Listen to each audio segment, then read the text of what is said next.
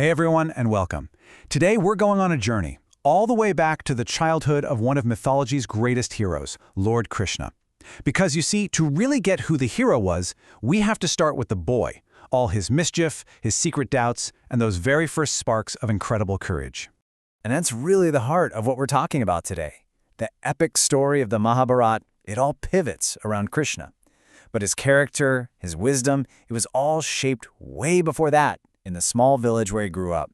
To understand the man, we first have to see the world through the eyes of the boy.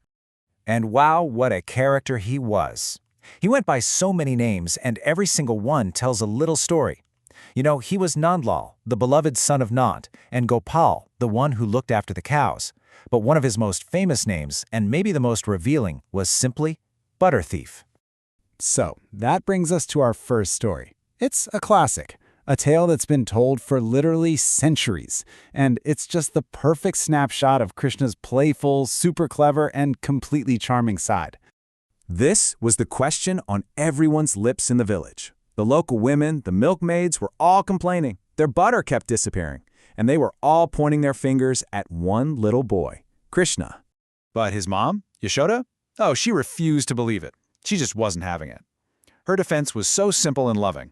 Look, he might be a little mischievous, but a thief? No way. After all, why on earth would he need to steal when their own house was overflowing with butter? Well, one day the jig was up. The villagers actually led her to a neighbor's house so she could see for herself. And there he was. Krishna and his little gang of friends, surrounded by empty pots, with butter smeared all over their faces and hands. The evidence was, well, it was undeniable. Now here's where it gets really good. When his furious mother confronts him, Krishna doesn't just confess. Oh no.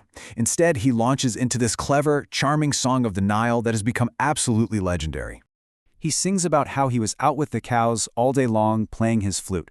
He points out how small he is, arguing, "A little boy like me, even on my toes, can hardly reach so high." He even claims the milkmaids are all lying just to get him into trouble. It's just an incredible display of wit. And then, for the grand finale, he completely turns the tables on his mom. He playfully asks her if she's the one with the secret, even questioning if he's her real son. And in that one moment, all her anger just melts away, and all she can do is pull him into a hug. But you know, that little playful question, "Am I not your son?" It actually touched on a much deeper, real insecurity that Krishna was dealing with. For all his charm and confidence, he wasn't immune to the way kids can sometimes be cruel. And the source of all this insecurity was something really simple. His skin was dark, but his parents, Nand and Yashoda, were both fair-skinned. And this difference was something his friends, and even his own brother, started to pick on him for. But the words that cut the deepest came from his older brother, Balram. During a game, in a moment of anger, Balram just yells it at him. "I know why. You are not their son. You are adopted." I mean, can you imagine? For a little boy hearing that from your own brother, it was just devastating. He's completely overwhelmed, so he runs home to his mother, and once again, all his feelings just pour out into a song. But this one, it isn't clever or playful. It's just full of pain. He asks her, repeating the horrible taunts, "Were you bought? Or did Yashoda really give you birth?" Seeing his absolute heartbreak, Yashoda gives him the most powerful reassurance she possibly can. She tells him to ignore what Balram said, and then she swears on the sacred cow, a huge deal, that he is her very own son. It calms all his fears and just wraps him in her unconditional love. And it's this deep sense of love and belonging that really grounds him. And he was going to need that strength because his village, Nandgan, was about to face a danger that was way bigger than any playground argument.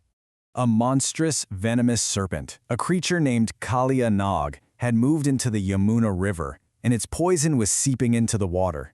Any cows that drank from it just vanished.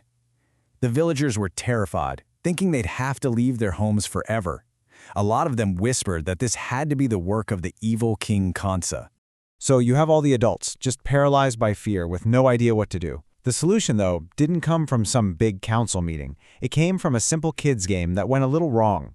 So they're playing, and the ball gets hit right into the poisoned river.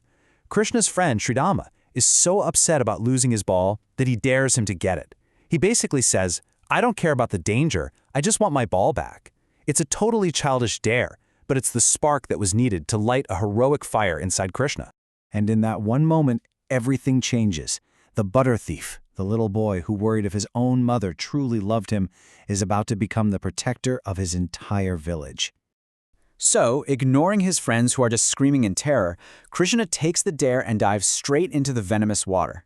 What happens next is this epic battle between a little boy and a mighty serpent king. But in the end, and this is the incredible part, Krishna doesn't just defeat Kaliya, he shows mercy, he spares its life. Right. Instead of destroying his enemy, Krishna makes a command. He tells Kaliya and his whole family to leave the river forever and go in peace. It's a stunning display not just of power, but of a kind of wisdom and compassion that was way beyond his years. And just like that, with Kali and Nag gone, the poison vanishes from the Yamuna. The river is pure again, the threat is gone, and the village of Nangan is saved. This little boy did what all the grown men of the village were too afraid to even try.